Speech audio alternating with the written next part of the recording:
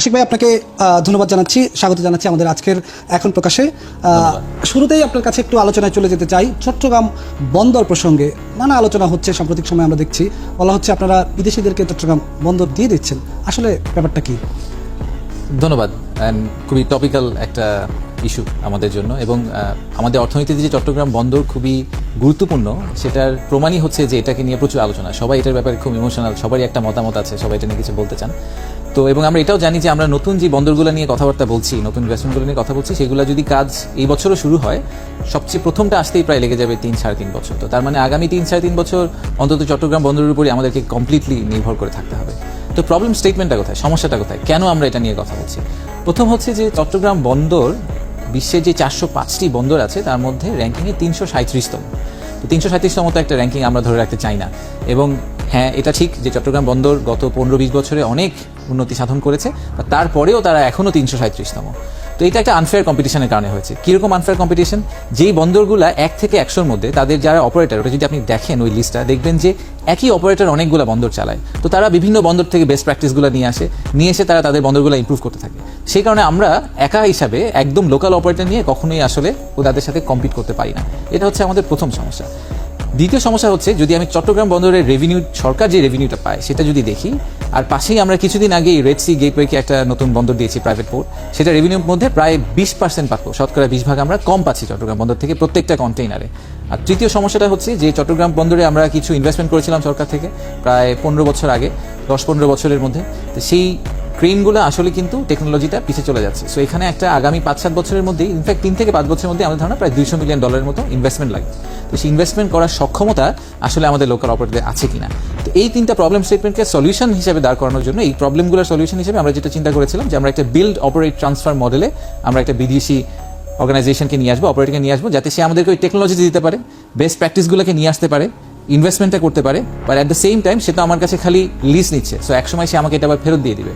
তো সেই সময়ের মধ্যে আমরা শিখে যাবো কীভাবে বন্দরটা চালাতে হয়, তখন আমরা নিজেরাই সেটাকে চালাতে পারবো। আর এটা নিয়ে যে বড় দুটা সমস্যা নিয়ে সবাই কথা বলেন, একটা হচ্ছে জাতীয় নিরাপত্তা, আর একটা হচ্ছে যে আমাদের কর্মসংস্থান। তা আমি মনে করি না যে দুটার কোনোটাতেই আসলে ইম্প্যাক্ট হবে। প্রথমত জাতীয় নিরাপত্তার ব্যাপারটাতে আমাদের বাংলাদেশ নেভিকে আন্ডারমাইন করার কোনো কারণ নাই। ওনারা ঠিক পাশেই আছেন, ওনাদেরকে পাশে রাখা হয়েছে বন্দরগুলোকে প্রোটেক্ট করার জন্য। তা আমি শুধুমাত্র এটাই মনে করি যে নেভি পাশে থাকাটা হচ্ছে বন্দরকে আরও শক্তভাবে প্রোটেক্ট করার একটা ব্যাপার। আর এখনকার বিষয় তো আসলে একটা ইকোনমিক ডিপ্লোমেসির দিকে চলে গেছে। তো যখন কোনো বিদেশি রাষ্ট্রের বিনিয়োগ আমাদের দেশে থাকবে, তখন তারা ন্যাচারালি আমাদেরকে আরও বেশি প্রোটেকশন দিবে।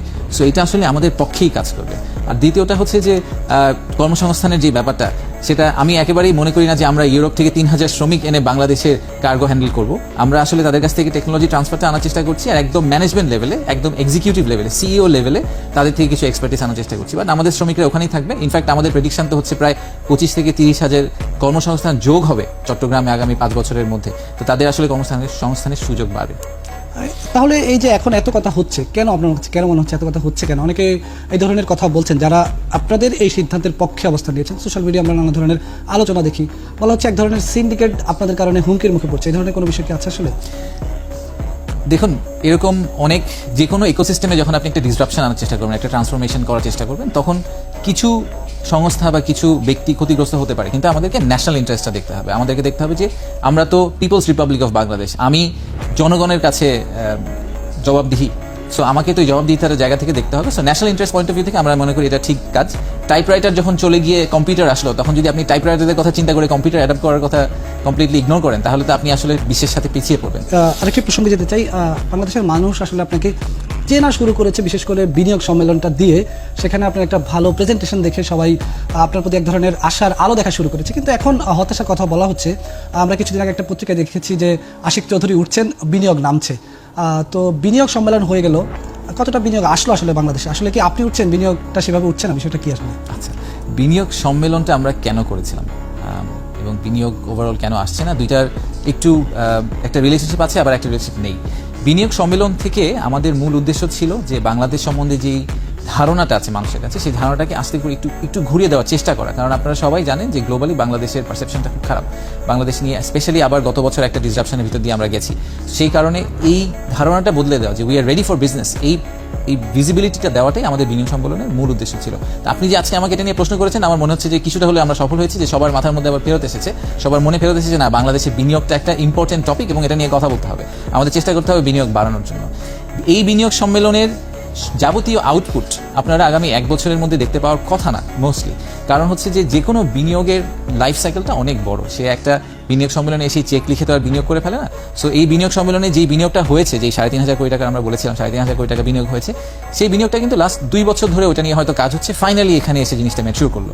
সো এই বিনিয়োগ সম্মেলনের দায়িত্ব হচ্ছে 2026-27 সালে বিনিয়োগকে বাংলাদেশে নিয়ে আসা। তো সেটার আউটপুট দেখার জন্য আমাদেরকে একটু ওয়েট করতে হবে। But perception point of view থেকে আমি বলবো যে আমরা অ্যাটলিস্ট জনগণের মধ্যে এরকম একটা আশা দিতে পেরেছি যে না, বাংলাদেশের একটা প্রপোজিশন আছে, বাংলাদেশের একটা বিজনেস কেস আছে, সেই বিজনেস কেসটাকে এখন আমাদেরকে ড্রাইভ করতে হবে। একটা এক্সাম্পল দিই, যদিও it's a very small example, but আমার মনে হয় যে সবাইকে বলার জন্য।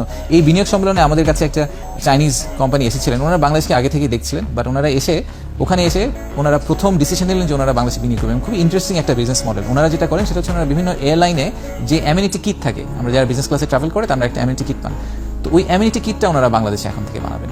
তো ওটার জন্য ওনারা এসেছিলেন এবং আমরা ওনাদেরকে ব্যবসার সাথে পরিচয় করিয়ে দিয়েছি। এটাও আমার একটা পার্সোনাল রিয়েলাইজেশন যে সরকারের ভিতরে বিভিন্ন সংস্থা একসাথে অনেক সময় কাজ করে না, তাদেরকে এক করে আমরা সম্মেলনটা করার চেষ্টা করছি, যাতে একটা বিজনেস অপরচুনিটি আসলে আমরা সবাই একসাথে কাজ করে তাদেরকে ফ্রুইশনে নিয়ে যেতে পারি।